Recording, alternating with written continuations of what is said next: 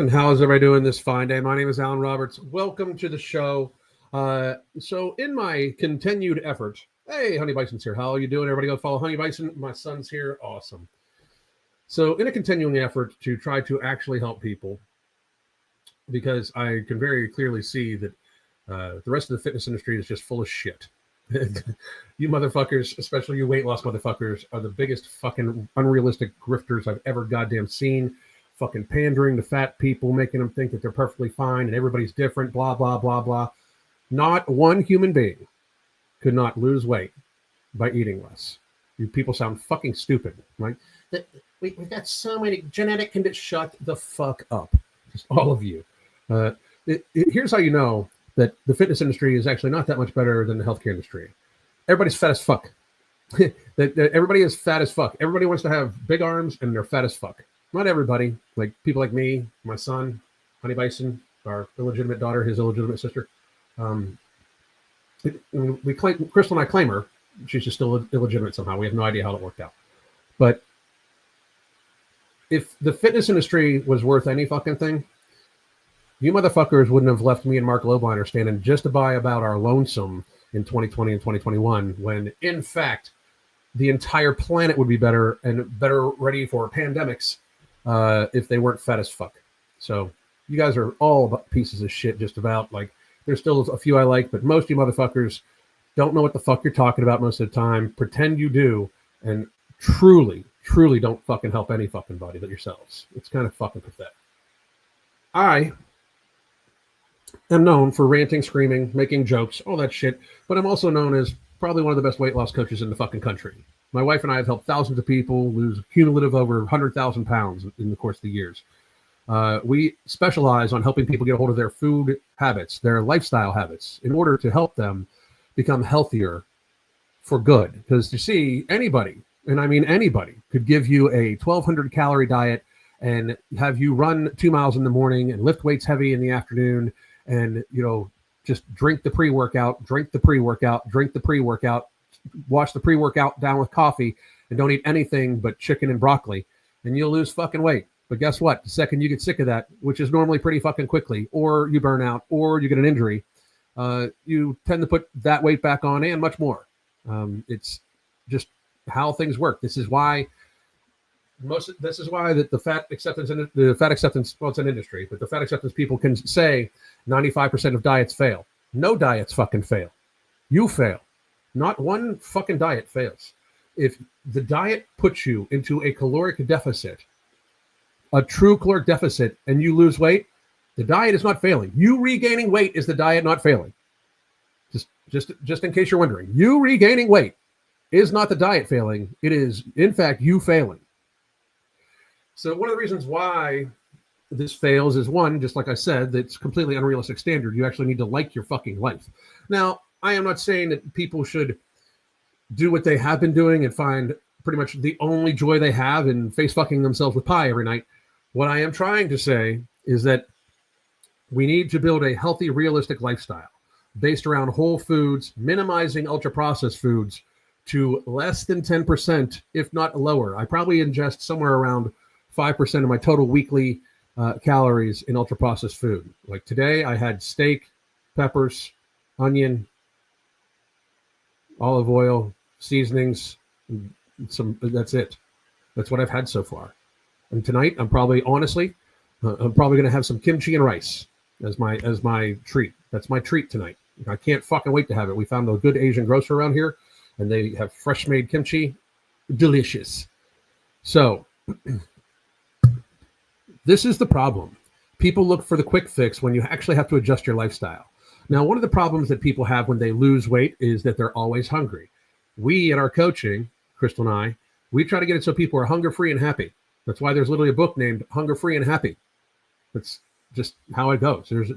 We want people, even though I'm the angry bald man, don't get twisted, we want people to live hunger-free and happy. I am hunger-free and happy.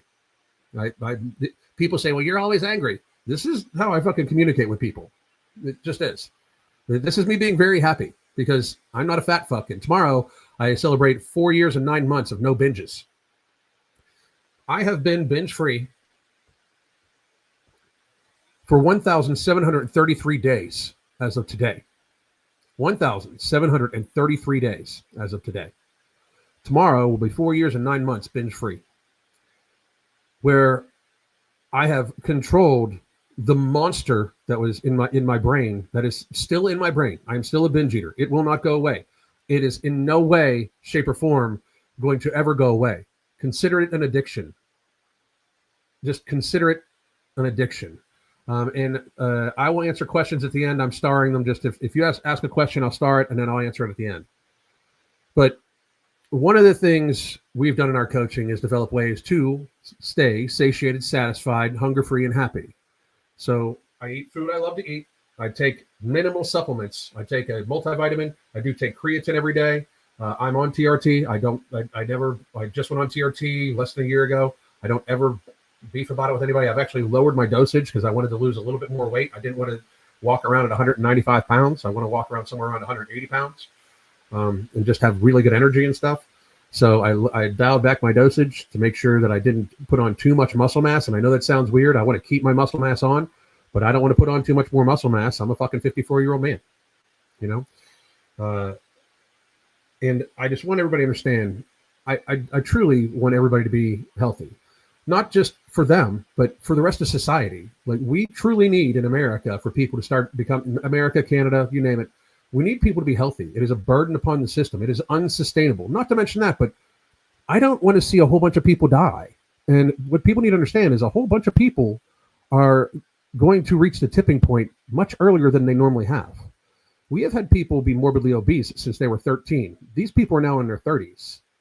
They're not going to live much, much longer. And if they do, their health span is completely already gone. If you are a 350-pound person, you are not in a health span. Health span is the span of your life where you remain healthy, where you can get up, do whatever the fuck you want, run around, jump, play with the dogs, do whatever you want. That is a health span. On no medications besides my hormone replacement therapy, that is a health span, right? Like, this is what's keeping me healthy. This is what's keeping me vitality and young is what I like to call it. Not really, I can't read. I had a different phrase, but the ADHD was like, fuck no. Anyway, one of the biggest problems that people run into when they're losing weight and when they are trying to keep weight off is their portion sizes. Now, all of you in the chat, any of you that have had problems with weight, please tell me that you nodded your head. Just say, I nodded. Every client that I believe I've ever had, including myself, which I'm not my own client, I'm Crystal's client, and that's the truth. She is my coach. My wife is a fucking genius when it comes to this shit. But every client we've ever had, including me, all eat entirely too fast. We eat like somebody is trying to steal our motherfucking food. And I don't know if I've known an exception where somebody is morbidly obese and they eat too slow or they eat slowly. I just don't know. I don't think I've found that. So if you are one of these people where when you were fat, you ate too fast, put I nodded in the comment section, please, because I'm interested to see how this goes, because I have yet to meet anybody that doesn't just Hoover vacuum food when they're fat, ever, right? So we needed to come up with a way for me to slow down, because what we were realizing is that even though I switched over to predominantly unprocessed food, predominantly whole food, I was still getting stuck at like 210 pounds. When I went down from like 300 pounds and I got down to about 210, I was able to get down to 180, but I felt like I was like white knuckling it. And that's a term we use. Like, I was like holding on, like, for the fucking, oh my God, for the sake of fucking whatever. I everything I could do. And I was just, there was going to be a binge and blah, blah, blah. And the reality is that I was just eating way too fast. I'd sit down with 1.5 pounds of steak and I'd scarf that motherfucker as if like I had just like stabbed it and fucking threw it on a plate, and I was worried it was going to run the fuck away, right? So I would notice that even though I didn't think I was binging or overeating, I really, really, really found that I would be full 20 minutes. Like I would be full when I was done eating the plate, but then like 20 minutes later, it's like that feeling of overfullness, not a binge, but that feeling of overfullness. And then you do research on it. Crystal and I sat down one day, and it's like, okay, so here's how this actually works, right? You eat food. You swallow it, and the fat, and you're plowing it away. Your stomach has these things called stretch receptors, right? That's one of the reasons why when people get really, really big, when they stretch their stomach out, it takes more food just to get them to the point where their stretch receptors are even hitting, right? And it fucks with their brain chemistry horribly, right? But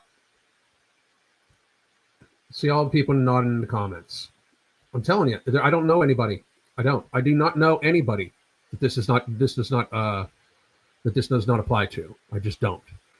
But anyway, you eat the food, and your stretch receptors then send signals to your fat cells. Your fat cells then send leptin, which is a hormone created by your fat cells, straight up to your brain. Your brain then tells your stomach to make GLP-1, right?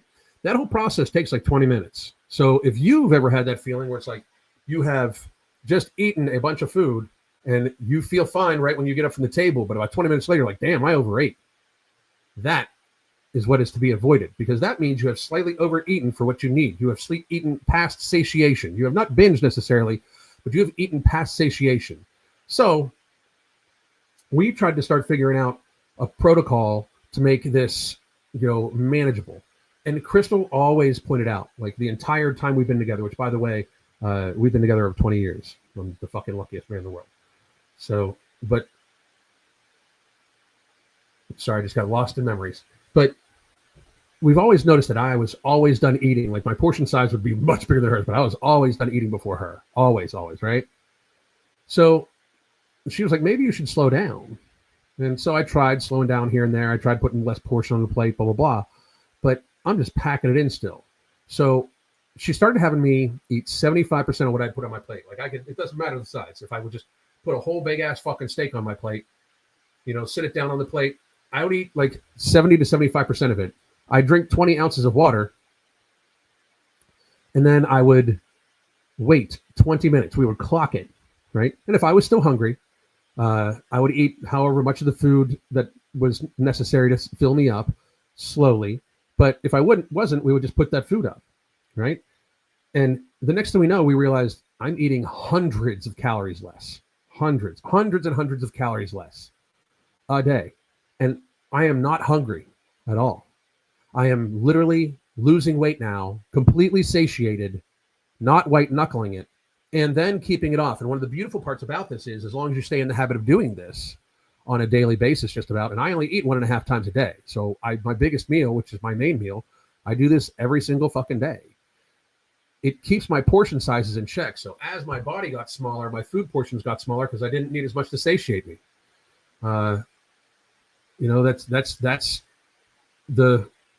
That's the beautiful thing of it.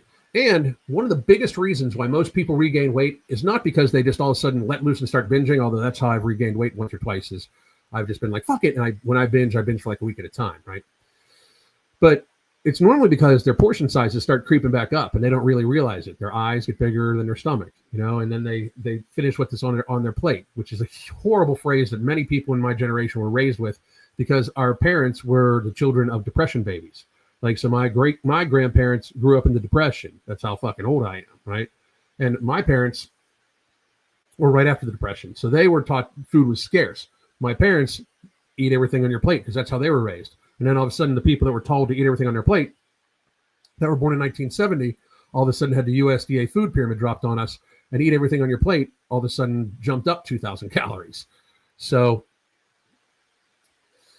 the concept of, not eating everything on my plate was very hard for me to begin with. But when we actually look at the statistics behind this, like, this is an actual protocol that we institute in our coaching. I put it in the book. It's you name it. But the 75-20-20 protocol promotes mindful eating and hydration, which can contribute to overall health and encouraging a better alignment between hunger cues and food intake. The approach leverages the body's satiety signals, which involve hormones like CCK and glucagon-like peptide, GLP-1, released during their meals. And somebody asked me what about GLP-1? You do know that your body creates GLP-1, right?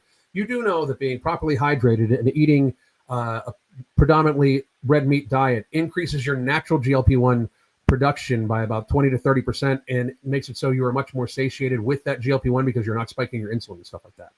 Like, nature's GLP-1 is not eating ultra-processed foods and slowing your fucking ass down eating and being properly hydrated, just in case anybody's wondering. Because people can say what they want about removing the food noise and all like that. I am not on No Morbidity or Alchemy, which, by the way, amazing products. No Morbidity blunts the biological mechanism that creates ghrelin, so you're less hungry. And Alchemy literally is, I would put it up better as metformin for glucose control, plus it's anti-inflammatory, so many other things, right? But I'm not on either of them right now, and I haven't been for a while because I wanted to show myself that I could do this for an extended period of time without those, right? I am not hungry at all whatsoever, and I'm pretty fucking lean right now, and I'm not even doing that much physical activity because I've been working on a huge project. So just so everybody understands, I know that many of you think you need these injections that are derived from Gila monster venom that have incredibly horrible fucking side effects, which, by the way, if you are on them, I will help you still. You can be a part of the coaching, but I highly encourage you have an exit plan for them because you are the test subjects to see what happens long term.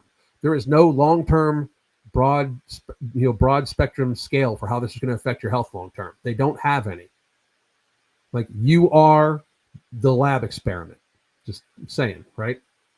Now, so once again, this approach leverages the body's satiety signals, which involve hormones like CCK and GLP-1 released during mealtimes, helping to regulate appetite, preventing overeating related issues such as metabolic strain by incorporating a water preload in delay. It may reduce oxidative stress and inflammation associated with chronic overconsumption, as supported by studies on meal timing and hydration. The weight loss benefits for this protocol facilitates weight loss primarily through caloric deficit creation without strict restriction. Consuming 75% of portion initially limits initial intake, while the 20 ounces of water preload, approximately 590 milliliters for those of you that use liters, increases gastric distension, enhances fullness via the vagus nerve, signaling to the brain's hypothalamus. The 20-minute waiting period allows the satiety cascade, where physiological fullness peaks 15 to 20 minutes post-meal onset due to hormonal responses, such as I outlined earlier. Randomized controlled trials show that water preloads can reduce subsequent energy intake by 10 to 20%. So, by the way, for most of you, if that is anywhere from 200 to 400 calories a day. So, in other words, 20 to 40 pounds in a year of loss if you just do this and you do it correctly. Leading to modest weight loss of 0.5 to 1 kilogram over weeks when practiced consistently as the body adapts to smaller portions and improved energy balance. The digestion benefits: drinking 20 ounces of water before reassessing food intake aids digestion by promoting gastric emptying, which I know that's another thing that GLP-1 doesn't do. GLP-1 slows gastric emptying. Everybody realizes that that's actually kind of bad for you, that at some point in time, you might develop, basically gangrene of the fucking intestines, but, you go, girl. Water dilutes stomach acids and facilitates chyme formation, reducing risk of dyspepsia and gastroesophageal reflux, so gastric reflux. The eating pause minimizes bolus size, easing mechanical digestion and lowering postprandial bloating, so you don't get nearly as bloated. Academic reviews indicate that timed hydration and slower eating rates improve gastrointestinal motility, decreasing symptoms of irritable bowel syndrome models by 20 to 30% through reduced fermentation and undigested food, which, by the way, if you have irritable bowel syndrome, you should never be on a GLP-1. I don't even understand how that's a fucking thing in our world today, but doctors don't give a fuck. They should not be trying to treat obesity. Doctors are not qualified because they know nothing about nutrition. They're not taught anything about nutrition in school. And portion control benefits. Portion control is inherently built into the protocol via the 75% rule, which trains visual estimations of self-regulation, countering portion distortion, where modern serving sizes exceeded needs by 200 to 300%. Our portion sizes are ridiculous, by the way. The water and weight component exploits sensory specific satiety, where initial flavors wane, reducing their desire for seconds. Longitudinal studies on mindful eating interventions demonstrate that such delays improve portion accuracy, with participants reducing intake by up to 25% over time, fostering habitual restraint supported by cognitive behavioral mechanisms. So it's even good for how your brain works with it. Also, the benefits of blood sugar regulation: smaller initial portions and hydration blunt postprandial glucose spikes by slowing carbohydrate absorption. Meta-analysis shows delays in eating can lower glycemic index response by 10 to 15%, benefiting insulin sensitivity and reducing type 2 diabetes risks. Mindful eating and psychological well-being. The structured weight encourages introspective awareness, recognizing true hunger versus emotional cues. Decreasing stress eating. Clinical trials link this to lower cortisol levels and improved eating disorder outcomes, with mindfulness-based protocols enhancing self-efficacy.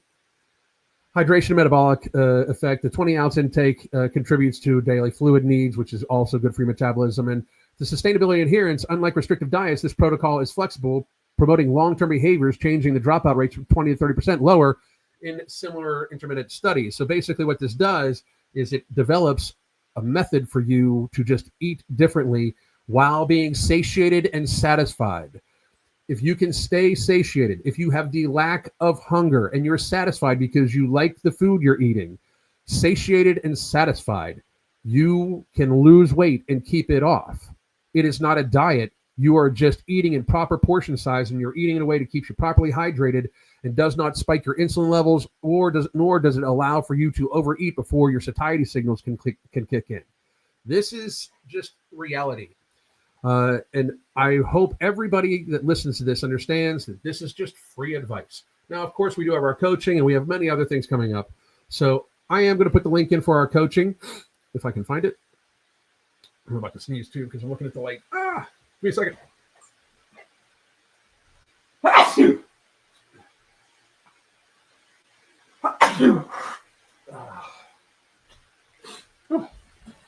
Sorry about that. The lights are just killing me. I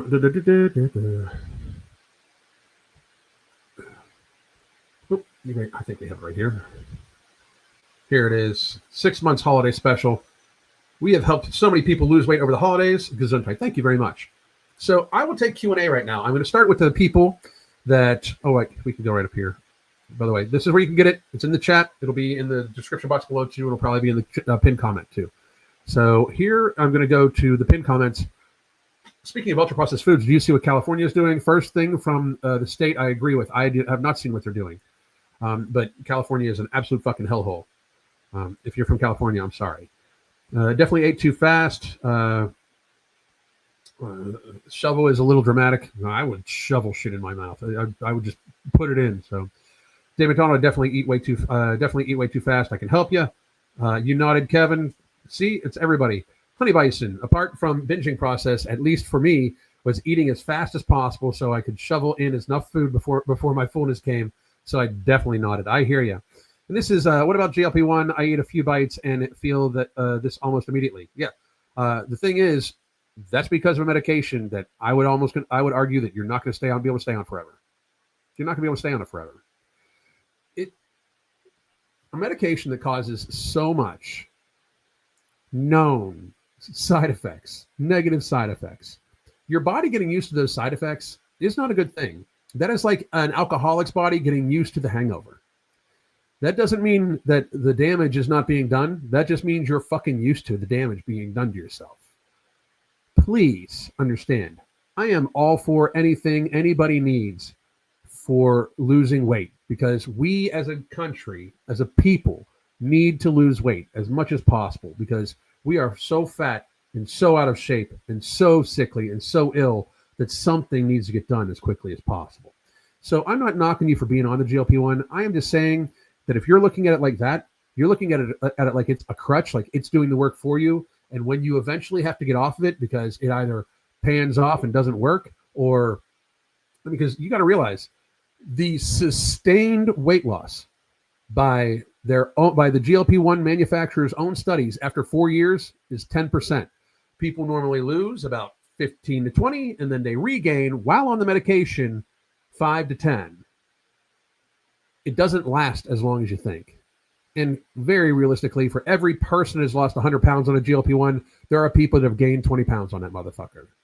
That's the actual data, okay? And I'm not knocking you, like I said, but I just think that you maybe want to watch out, because it sounds like you are depending upon a GLP-1 medication too much.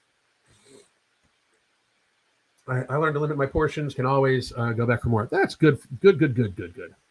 All right, let's see what we got here. No, what's up? There's Dr. Allen. Hey, man, I'm gonna text you today, or text you tomorrow morning. Actually, I got shit I got to do tonight. But we gotta get back on here. Like I was very busy doing the project. Project is doing really, really, really well. I'm excited to tell people about it. I can't yet, but I'm so excited to tell people about it. I cannot wait. And I think you're all gonna love it. I think you're all gonna love it. So stay tuned.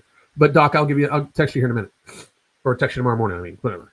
I'm semi-carnivorous. Ketosis does this for me. Yes, because it's whole foods. Exactly.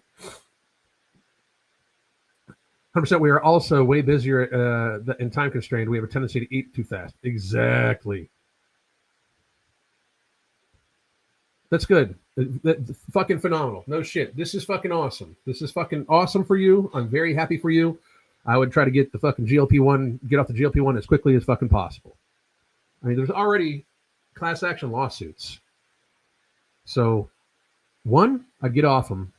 But two, if RFK starts doing his motherfucking job, yeah, I said it.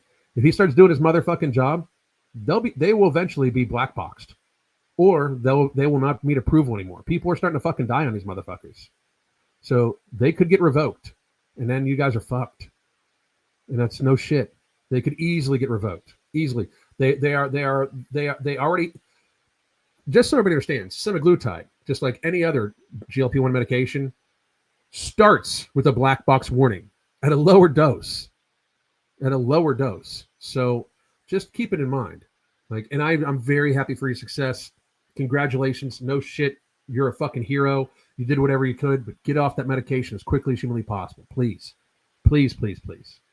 It is not, I'm telling you, it is not a long-term thing for you. Absolutely not. You nodded. I hear you, Doc. Absolutely. Even with gastric bypass, I have seen so many people eat out of that tool. Yeah. I mean, people eat out of that all the time. Same one, 228 now to 125, toned and fit now. Been on Mounjaro for 3 years now in maintenance. I did have a tummy tuck since I did have to have a tummy tuck since I had so much loose skin. Best thing I ever did. Good for you, and I'm glad. But once again, try to get off that medication. I'm telling you. It's like, you know, the idea behind being healthy is to live a long time healthily, have a long health span and a longer lifespan. Like, I personally hope my health span lasts, you know, as long as my lifespan. But just be mindful, okay? Like, besides the fact that, like, you're literally trusting the most corrupt industry in the fucking world. The pharmaceutical industry is the most corrupt industry in the fucking world. Period. People can say the Vatican, people can say cartels. The pharmaceutical industry is fucking corrupt as fuck. Make no mistake about it. No mistake about it. So please, please, please, you know. Anyway, if I'm eating whole foods and walking 6 miles daily, do I need to worry about BMR and calorie deficit? If you're losing weight, I wouldn't worry about that shit either. Here's the thing. People worry way too much about well, I'm in a calorie deficit, but I'm not losing weight. Reality, you're not in a calorie deficit if you're not losing weight. The only way you're not in a calorie deficit if you're not losing weight is if you are somehow retaining fluid at the same pace or more than what you are losing body fat at. If you are actually in a caloric deficit. Like, does everybody grasp that? Like, your body fat's going down, but your inflammation is going up to the point where if you stay the same weight, that's the only way. Like, if you are not losing weight and you are not adding inflammation to your body, you are not in a caloric deficit. And I don't give a fuck what you think you're eating caloric wise. That is just a goddamn number. Calorie counters, don't get me wrong, calorie counters are a great tool. They should be accurate. They within reason. They can only be as accurate as the science that is into it. Which, by the way, it's like take chicken thighs. You could have 2 chicken thighs that weigh the exact fucking same, and I mean exact, down to the 1,000th of an ounce, right? And they can have radically different calorie differences and macronutrient differences. One can have more hydration, which is just water, than the other one. The other one, like, it can have an ounce of hydration where the other one has only like a quarter of an ounce. So the other one that only has a quarter ounce could have way more fat, which it has way more fat than it has way more calories, even with protein. They can have different protein allotments, everything like that. These are all guesstimates that are in these calorie counters. It can be off by sometimes up to 35%. And then most people eyeball that shit up. And I suggest you don't get too crazy about weighing every gram of food and everything like that. And if you do weigh your food, you should be kind of like weighing it out in your hand first, then putting it on the scale to test it out. You want to teach yourself what 4 ounces feels like, what 8 ounces feels like, those sorts of things. So you eventually don't need the scale. But in reality, all that is semantics, because if you are eating in a way like that, you think you're in a caloric deficit, but you are not losing weight, you are not in a caloric deficit. Something is not putting you into a deficit, meaning maybe your basal metabolic rate is lower. Maybe you do have different genetics than somebody. And that does not mean that you are fat because of your genetics. That just means that you have to eat less than what you think you're eating, or than what you are eating, so you can lose weight. There's not one human being on the planet that cannot lose weight. That's one of my biggest pet peeves. Like, well, I've tried a calorie deficit and I didn't lose weight. Like, no, you fucking didn't then. Like, if you try to calorie deficit, you would fucking lose weight, because calorie deficits, like, the energy is not going to just appear from fucking nowhere. It's one of these things where, like, people have convinced themselves somehow that, well, I've tried everything. I've tried a calorie deficit and I still can't lose weight. Like, no, the fuck you didn't, or you would have lost weight, because reality exists, It's one of those weird things. But if you are eating whole foods and walking 6 miles a day, and you are either at the weight you want to be at or you're losing weight, I think you're good. The only thing I would add is that if you are at your weight where you're happy at, I would try to drink an ounce of water per pound of that body mass that you're at every single day. Make sure you get plenty of electrolytes, a good crank of sea salt. I put a little bit of Celtic salt in at least one of my water bottles in a day. Just to make sure that I get enough electrolytes. I also use Hydroglyph from Ambrosia Collective. It's amazing for different little flavor and stuff like that. Plus, it's got Velocitol, which helps with protein absorption. So, amazing product. But I just want everybody to understand, health is not as complicated as what a lot of people are going to put out to you, right? Like, health is not nearly as complicated. It's not easy by any stretch of imagination for most people, especially people like us, where, by the way, 4 years, 9 months tomorrow, no binge. I just, it's not easy. I count the days literally, because I consider it like alcoholism. Like, I want my fucking 5-year chip, basically. And then I want my 10-year chip. And then I want my 20-year chip. And then I want my 40-year chip. And by 40-year chip, that will put me somewhere around 90, and then I'm just going to fucking eat cake. No, I'm just joking. By then, I'll be like, I'll be having old man sex with Crystal. Anyway, don't judge. Anyway, this is good. 20 pounds gone, 30 to go. You're fucking killing it. Great goddamn job. If you need any help, let me know. So great fucking job. So, all right, guys, I'll take any last little bit of questions. By the way, here one more time is where you can. Oh, by the way, Alan Roberts Uncensored is the backup channel. I would highly suggest you go follow the backup channel, because very honestly, they could take this channel on any given day. They could take the backup channel too. But please go subscribe. Make sure the notification bell's on, and shit, just go back to this channel, the channel you're watching, but just make sure the notification bells are on. Like, make sure they didn't turn the motherfuckers off, because they have done that for lots of people. Because I say true shit. So what else we got going on? Tomorrow there might be a spicy one. Like, me and the doc are going to talk, but tomorrow we might talk about the new movie that came out, An Inconvenient Study. Have you guys heard about that? The Inconvenient Study movie? Have any of you heard about that? It's about the study that was done by the Harold Ford Institute that found a definitive link between vaccines and autism.